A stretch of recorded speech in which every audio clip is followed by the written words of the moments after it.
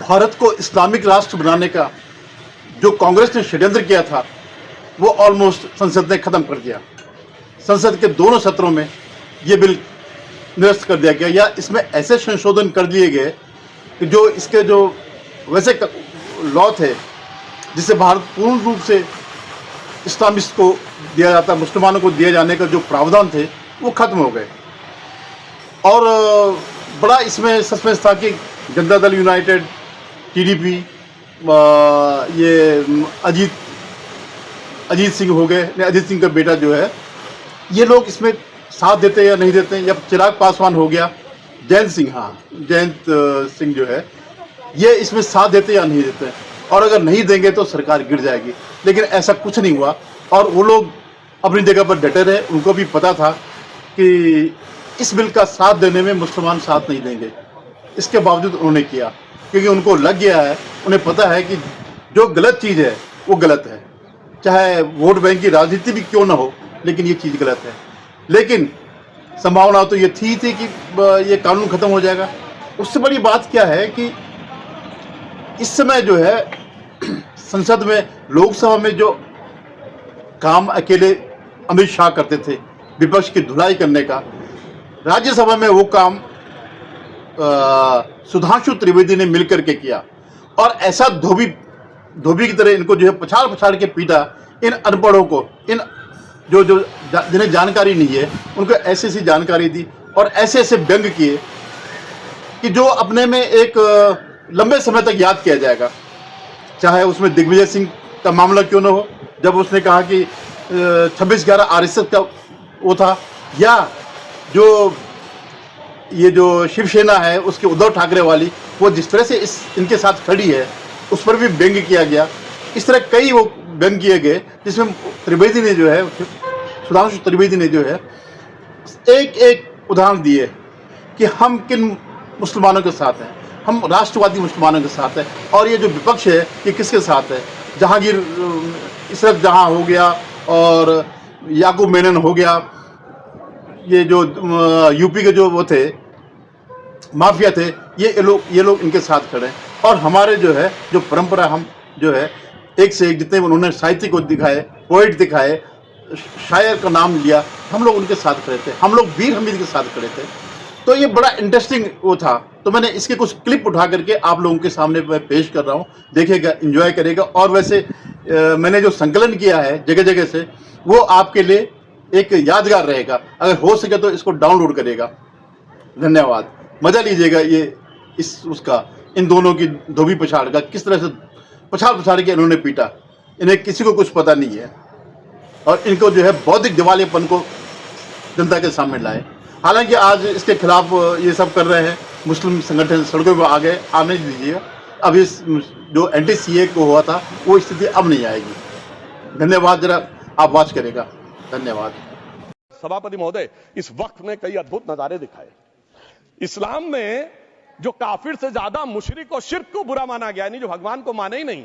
यहां देखिए वो लेफ्ट के लोग जो कहते धर्म एक अफीम है, वो आज खुदाई खिदमतगार बन के खड़े हो गए। सोचिए कैसा बदलाव आया है। और सर मुझे एक और चीज नजर आती है, एक पुराना गीत था, वक्त ने किया क्या हसी सितम। तो आज मैं कहना चाहूंगा, वक्त ने किया क्या हसी सितम कि मुस्लिम लीग और शिवसेना मिलके हो गए हम।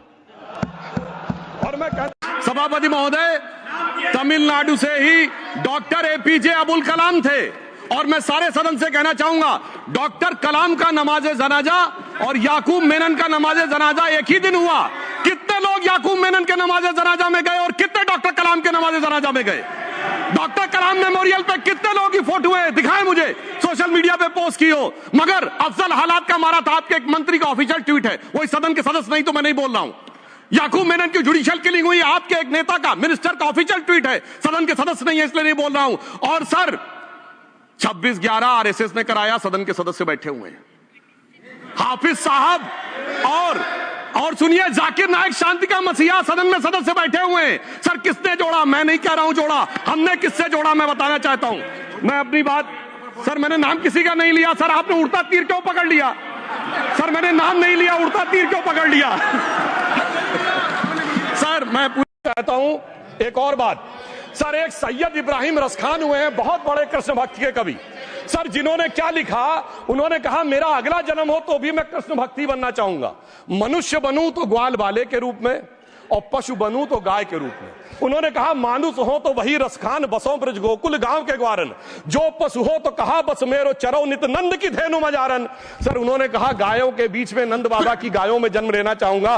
मगर सर आज एक ऐसे नेता आए हैं इस देश में जिनको गायों से बदबू आने लगी है, तो उनके लिए मुझे मेरे मन में भाव आता है सर कि श्री रामचंद्र कह गए सिया से ऐसा कलयुग आएगा, गोपालक श्री यदुवर कुल में एक ऐसा नेता आएगा जिसे बकरे कटने में खुशबू मिलेगी, गौ माता में बदबू पाएगा। रामचंद्र कह गए सिया से कैसा कलयुग आएगा।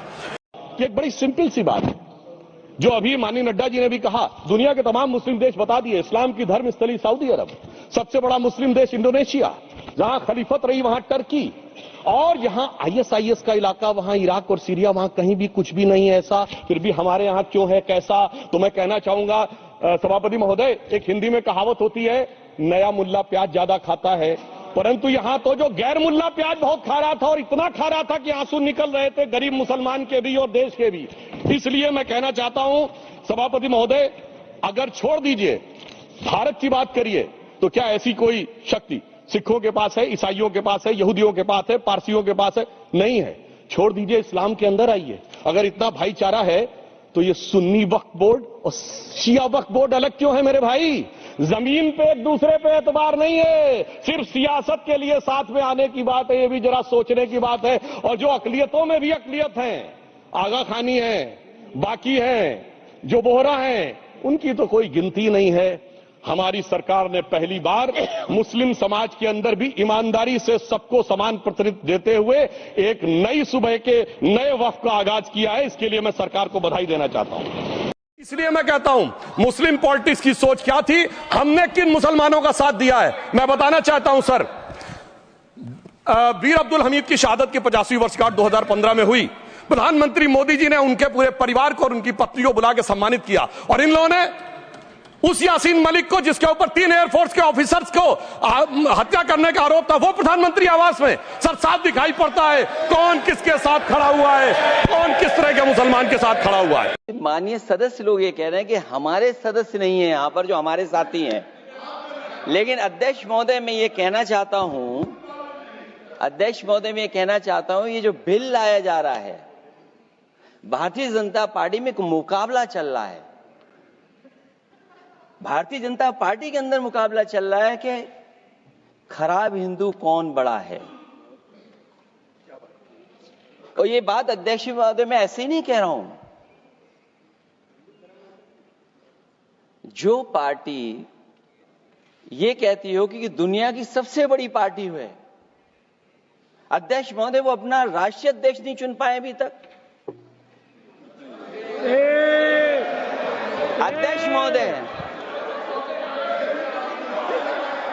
अध्यक्ष महोदय भारतीय जनता पार्टी क्या है?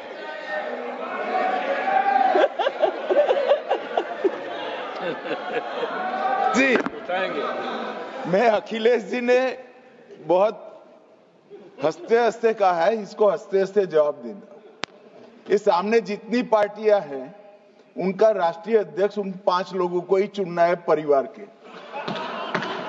हमें माननीय अध्यक्ष जी करोड़ों सदस्यों में से 12-13 करोड़ सदस्य प्रक्रिया कर कर चुनना है तो देर लगती है। आपके यहां जरा भी देर नहीं लगेगी। मैं कह देता हूं अभी 25 साल तक आप अध्यक्ष हो जाओ, नहीं बदल सकता। अध्यक्ष महोदय क्योंकि जो बात निकल के आई है वो मैं फिर आगे बढ़ा दूं। अध्यक्ष महोदय जो बात सोशल मीडिया या और जगह गुपचुप हो रही है, कहीं ऐसा तो नहीं था कि अभी कुछ दिन पहले यात्रा जो हुई है वो कहीं 75 वर्ष की एक्सटेंशन वाली यात्रा तो नहीं थी?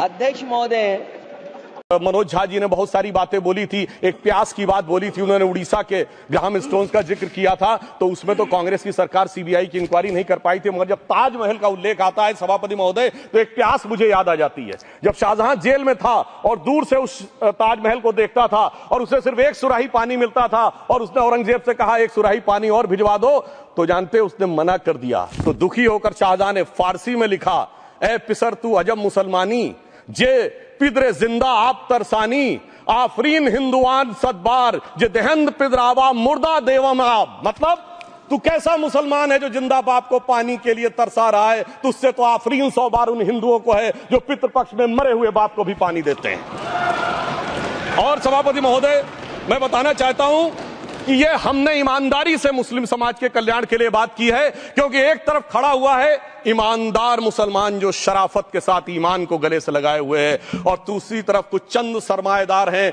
जो उस अमानत में खयानत करके शरारत के साथ उसके झंडा बरदार बनना चाहते हैं। तो ये मुकाबला किसके बीच में है? ये शराफत अली और शरारत खान के बीच में मुकाबला है। हमारी सरकार शराफत अली के साथ खड़ी है, हमारी गरीब मुस्लिम के साथ खड़ी है। ये गरीबों गुर्बत वाले गुर्बत अली और सरमाएदारे वाले गाजी खान के बीच का इलाका है।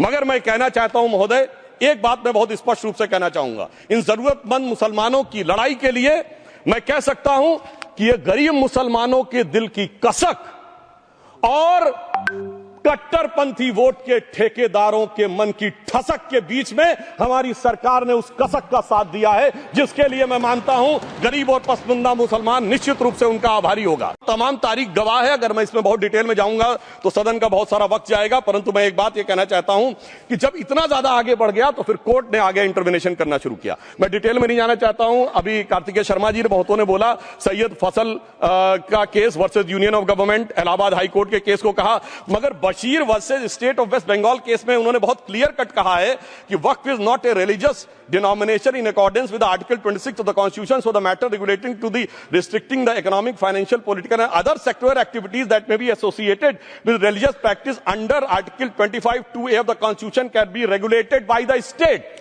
तो मुझे लगता है अब इसके बाद कोई किंतु परंतु का स्कोप नहीं रह जाना चाहिए।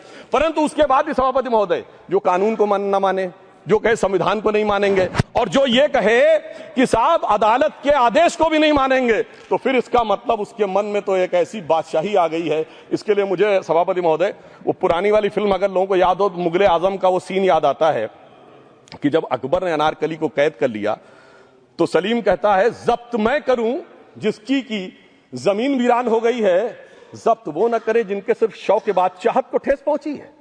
ये जिल्ले इलाही की बादशाही नहीं बल्कि खुदाई है। मैं कहना चाहता हूं जो संविधान को न माने, कानून का न माने, इसका मतलब वो अपनी खुदाई में जी रहा है। तो ये वो लोग हैं। और वैसे मैं सभापति महोदय, खुदाई से आजकल बहुत से लोगों को डर लगता है, क्योंकि जहां जहां खुदा है वहां वहां भगवान है, जहां जहां खुदा है वहां वहां भगवान है। बाकी आप सब बहुत बुद्धिमान हैं।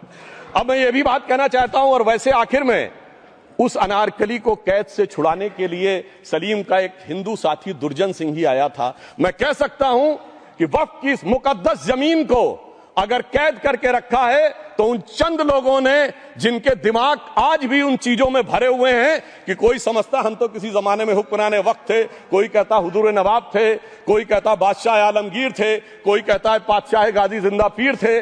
तो नदीमुल हक साहब ने जो बोला था ना, किसी के बाप का हिंदुस्तान थोड़ी है, बिल्कुल मैं कहना चाहता हूं जिन्होंने इस देश के लिए खून बहाया उनके बाप का हिंदुस्तान है, उस गरीब मुस्लिम कारीगर के बाप का हिंदुस्तान है। पर जो ये कहते हैं कि आगरे का लाल किला किसके बाप ने बनवाया, आगरे का किला किसके बाप ने बनवाया, दिल्ली का किला किसके बाप ने बनवाया, हैदराबाद का चार मीनार किसके बाप ने बनवाया, उसके बाप का यह हिंदुस्तान नहीं है।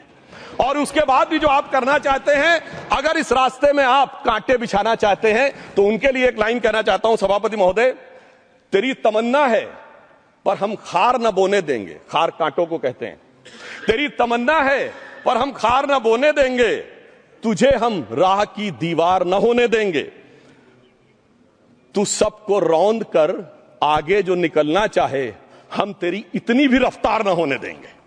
और इसीलिए हमारी सरकार ने इस विषय के ऊपर एक सही और सटीक प्रयोग करने का प्रयास किया है। मैं दूसरी बात यह भी बताना चाहता हूं, हमारे डीएमके के तिरुचि शिवा जी ने अनायास अकारण यह बात बोली थी कि उस समय जब जिन्ना का उल्लेख करते हुए उन्होंने कहा कि पार्टीशन के समय, तो मैं उनके सुलभ संज्ञान के लिए बता देता हूं। 1946 की कॉन्स्टिट्यूएंट असेंबली में मद्रास प्रेसिडेंसी में 30 आउट ऑफ 30 सीट्स जो थी वो मुस्लिम लीग ने जीती थी विद 95% ऑफ वोट्स, और एक भी मुस्लिम वहां के बाद बाहर नहीं गया।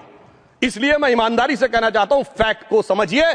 और जो मद्रास प्रेसिडेंसी के मुस्लिम लीग के अध्यक्ष थे और पीजे पोकर साहब बहादुर और मोहम्मद इस्माइल, वही बाद में इंडियन यूनियन मुस्लिम लीग के अध्यक्ष बने, और उन्होंने 28 अगस्त 1947 को सेपरेट इलेक्टोरेट मांगे, जो कोई जाके कॉन्स्टिट्यूएंट असेंबली की डिबेट में पार्लियामेंट किया। आप वेबसाइट पे पेज नंबर 270 पे जाके पढ़ लीजिएगा। सरदार पटेल ने बड़े गुस्से में इस बात को कहा, अब जो हो गया सो हो गया, एक रात में दिल नहीं बदल गया, मगर अब देश के लिए कैसे आगे बढ़ना है उसके लिए ईमानदारी से आगे आओ।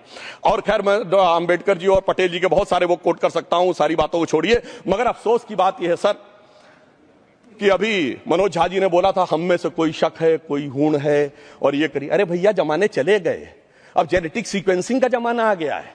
और जेनेटिक सीक्वेंसिंग ने क्या प्रूव किया है? दुनिया के सबसे बड़े मुस्लिम देश इंडोनेशिया के राष्ट्रपति आए थे और राष्ट्रपति भवन में उन्होंने डिनर के दौरान कहा कि few weeks back I got my genetic sequencing done and I was told that I am an Indian GDNA. अरे साहब, कहां गुलामी की मानसिकता में पड़े हुए हैं सभापति महोदय। और यहां गुलामी की मानसिकता इस कदर पैबस्त है लोगों के दिमागों में।